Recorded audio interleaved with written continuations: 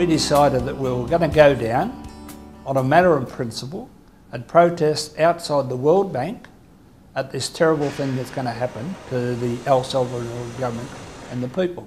You can protest to the government about this. We've got a website. It's aftinet.org.au, the Australian Fair Trade Investment Network. You can send a message to try and stop this in the Senate. You can send a message to Senator Penny Wong and to other crossbench senators asking them to vote against it in the Senate.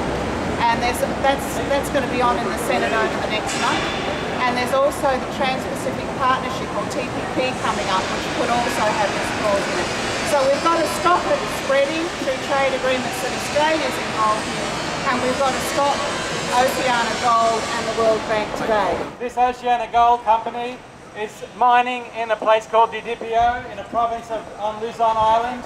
They're doing the same thing there that they want to do in El Salvador. They're poisoning a river with their tailings of a big gold mine.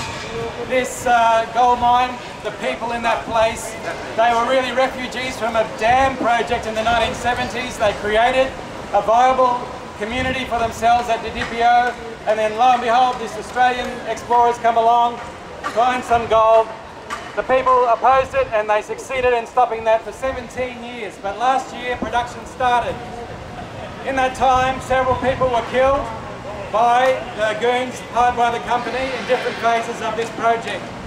Finally, when they rammed through a phony environmental approval of this project, because the price of gold was so good, they just doubled the size of the mine anyway. So well, we're going to talk to hopefully they'll see us, the CEO of the World Bank.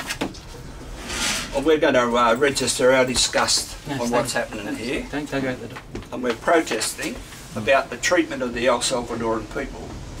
And we're pretty upset that a sovereign country has to be subjected to corporate rule, where a corporation can turn around and say to a sovereign country that wants to preserve their own water flow, to say, as far as we're concerned, we're going to sue you for $301 million unless you play the game.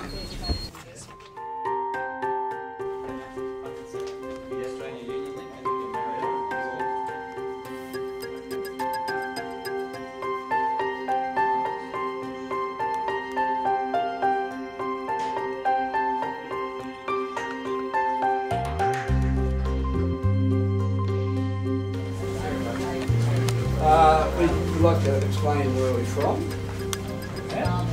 Australian Fair Trade Investment. Okay. Oh, yes.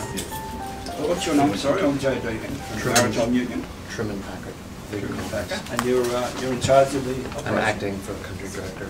Okay. On stress first. We want this letter to go to the CEO of your company, on your bank. We want the company to read it because there is 303 organisations throughout the world who have signed this, and they're discussed what's happening in El Salvador, Maritime tribunal. Because when you get a sovereign government, turns around to a company, turns around to OceanaGold and their subsidiary Pacific Rim, and say to them, we don't want you mining our country. We don't want you in mining our country because you're going to destroy our water flow, you're going to destroy villages through water depletion. And yet this company, this Australian company sadly, OceanaGold, turned around and said, well, we're going to sue you.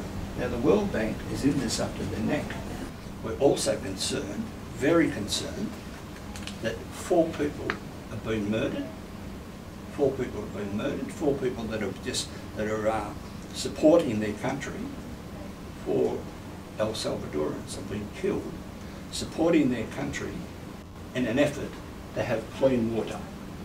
Clean water is a United Nations requirement.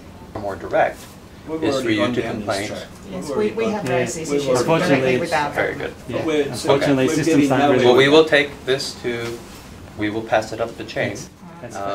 As I said, we are a far-flung office of the World Bank. We deal with Pacific Island countries. You're the World Bank. You're the public face of the World Bank in Sydney. That's and that's fine. why we're looking That's after fine. this. That's fine. You need to tell us. Solidarity.